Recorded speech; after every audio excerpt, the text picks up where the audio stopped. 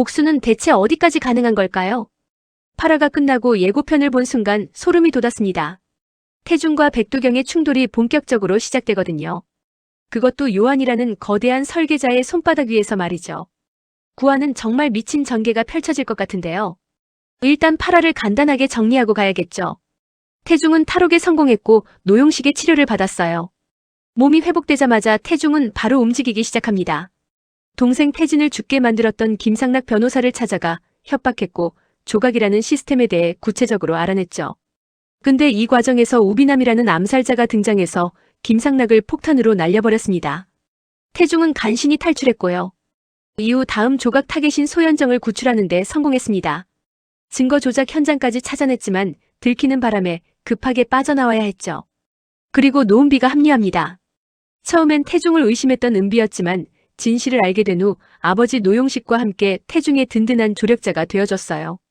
황일국 형사가 전파사를 뒤지려 할 때 기지를 발휘해서 쫓아낸 것도 은비였죠. 여기까지는 태중의 선전이었습니다. 구독과 좋아요 부탁드립니다. 하지만 요한도 가만히 있지 않았어요. 소현정 조각이 실패로 돌아가자 바로 다른 희생자를 찾아냈고 조각 작업에 관여했던 사람들을 모조리 죽여버렸습니다. 우비남의 잘린 머리가 컨베이어 벨트에서 굴러떨어지는 장면은 정말 충격적이었죠. 그런데 백도경과 그의 아버지 백의원이 요한의 집에 쳐들어왔습니다. 백도경 부자는 태중이 아직도 살아있다는 사실에 격분했고 요한을 협박했습니다. 마치 주인이 하인한테 하듯이요. 큰 돈을 받았으니 책임지라고 다그쳤어요. 심지어 백도경은 자기가 직접 태중을 찾아내서 죽여버리고 요한한테 환불받겠다고까지 말했습니다. 요한의 표정이 미묘하게 변했죠. 겉으로는 웃어넘겼지만 눈빛은 차갑게 식어 있었습니다. 요한은 자신을 갑이라고 생각했던 사람이에요. VIP들에게 새 삶을 선물해준다고 믿었던 사람이죠. 그런데 백도경이 완전히 을취급을 해버린 겁니다. 이 순간부터 백도경은 요한의 다음 조각 대상이 됐습니다. 요한은 새로운 판을 짜기 시작했어요. 태중에게 백도경의 정보를 흘려준 겁니다. SNS 계정까지 알려주면서 말이죠. 요한의 계산은 간단합니다. 태중과 백도경을 싸움 붙여놓으면 누가 죽든 자기한테는 이득이거든요. 둘 다 죽으면 더 좋고요. 자, 이제 9화 예고편을 봐야겠습니다. 태중은 백도경의 SNS를 뒤지기 시작합니다. 태중은 백도경이 요트 파티에 간다는 걸 알아낸 것 같습니다. 선착장으로 향하는 태중의 모습이 보이거든요. 요한도 CCTV 모니터로 모두 지켜보고 있죠. 여기서 태중이 교도관 양철환에게 전화를 겁니다. 제가 진범을 잡으면 어떻게 됩니까? 라고 묻죠. 양철환은 교도소에서 태중에게 호의적인 인물입니다. 태중은 그를 믿기로 결심한 것 같습니다. 태중은 백도경에 대한 정보와 증거들을 양철환에게 전달할 계획인 듯 보입니다. 사람들이 붐비는 곳을 지나가는 장면이 나오는데 아마 CCTV 추적을 피하기 위해 백화점 같은 곳에서 사물함을 이용하는 게 아닐까 싶어요. 그리고 태중은 무기를 제작합니다. 교도소에서 배운 지식을 활용해서 에어건 타카의 탄창을 결합한 개조총을 만들어요. 5년간 교도소에서 단련하고 공부한 게 헛되지 않았던 거죠. 드디어 요트 파티 현장입니다.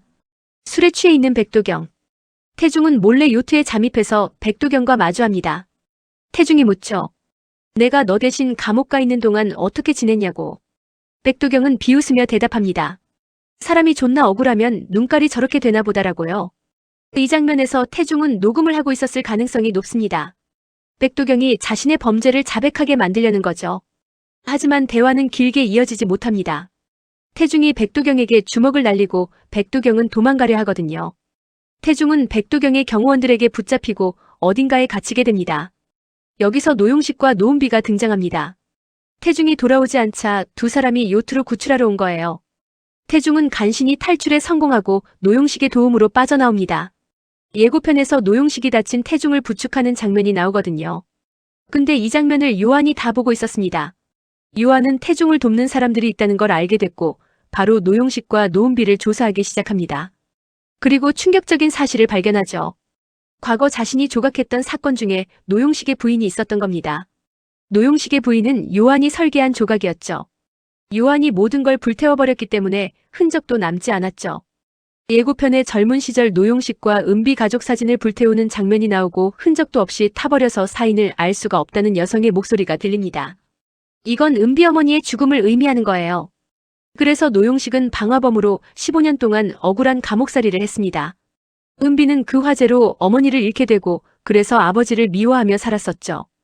그리고 용식은 출소 후 자신처럼 억울한 사연이 있는 태중을 도와주기 시작한 거죠. 아이러니하게도 자기 아내를 죽인 범인의 또 다른 희생자를 돕고 있었던 겁니다.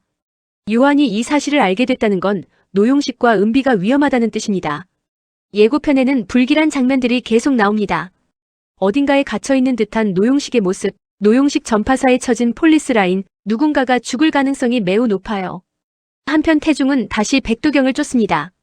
교도소에서 배운 기술로 만든 총을 들고 오토바이를 타고 백두경을 추격하죠. 백두경은 스포츠카를 몰고 도망가면서 태중에게 총을 쏩니다. 태중도 응사하고요. 터널 안에서 벌어지는 추격전은 정말 숨이 막힐 것 같습니다. 오토바이와 스포츠카가 전속력으로 달리면서 총격전을 벌이거든요. 그리고 터널을 빠져나온 순간 교차로에서 덤프트럭이 백두경의 차를 들이받습니다. 백두경은 죽은 걸까요? 제 생각엔 아직 아닐 것 같습니다. 백두경은 3명의 아바타를 가진 악질 중의 악질이에요. 이렇게 쉽게 죽을 캐릭터가 아니죠. 게다가 요한의 계획은 태중과 백두경이 서로 죽이게 만드는 건데 백두경이 여기서 죽어버리면 요한의 설계가 무너지거든요. 아마 백두경은 중상을 입었지만 살아있을 겁니다. 그리고 요한은 이 상황을 이용해서 백두경을 다른 살인 사건의 범인으로 조각할 가능성이 높아요. 백두경이 요한의 심기를 건드렸기 때문에 이미 조각 대상이 된 상태니까요. 여기서 중요한 떡밥 하나 더 짚고 가야겠습니다. 8화에서 요한이 조각상을 깨는 장면 기억하시죠? 소현정과 닮은 조각상 안에서 피 묻은 칼이 나왔습니다. 요한은 조각을 만들 때마다 그 희생자와 닮은 조각상을 제작하고 그 안에 진짜 범인의 살인 도구를 숨겨두고 있었던 거예요. 이건 요한의 컬렉션이며 일종의 보험이죠. VIP 고객들의 목줄을 쥐고 있는 거죠. 언제든 진짜 범인을 밝힐 수 있다는 걸 의미하니까요. 요한의 집에는 수십 개의 조각상이 있는데 그 안에 모두 살인 증거가 들어있을 가능성이 높아요.